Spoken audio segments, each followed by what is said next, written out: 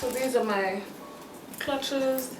This is what I started out doing. I'm a bag addict. So many bags, it's a problem, but at least now I'm making them for other people. I moved from making clutches to making different sizes of clutches, like this big one, I call it a lutch. It's a laptop clutch. And then there's necklaces, the newest necklaces. Right now, as I'm working with some beaders, which is kind of my Africa Unite necklace is what I call it, because the necklace, this material is synonymous with the whole continent, and beadwork is very well known in South Africa, so I'm combining the two, especially in the light of our xenophobic stuff. I made a necklace, an Africa Unite necklace, which is this material and beads, so watch out for that. Hi, my name is Maria McCloy.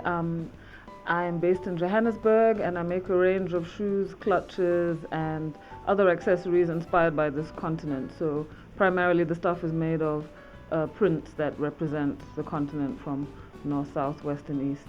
What makes me proudly African? I think it's evident in the range I make. Like I said, Africanness isn't a trend. Africanness has awesome culture. It has Africa has an awesome ancient culture and an awesome evolving culture.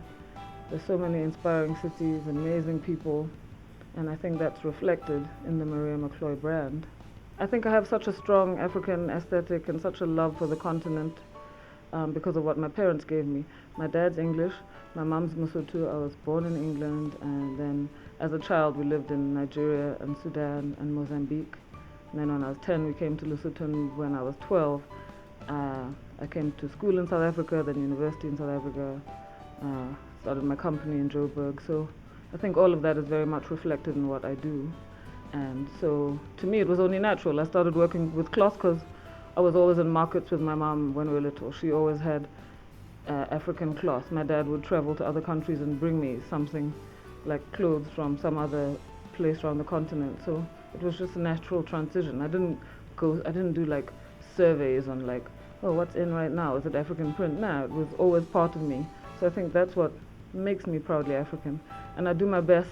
What I always say is I love Joburg as a place to work in because I can travel without moving. So my day will start with me buying cloth from a Ghanaian lady, then going to my Zimbabwean shoemakers, and then the guys who make my bags are Nigerian, and then there's a South African guy doing the clothes. And I think all of that influence, I mean, I love that about the brand. It really is an African brand.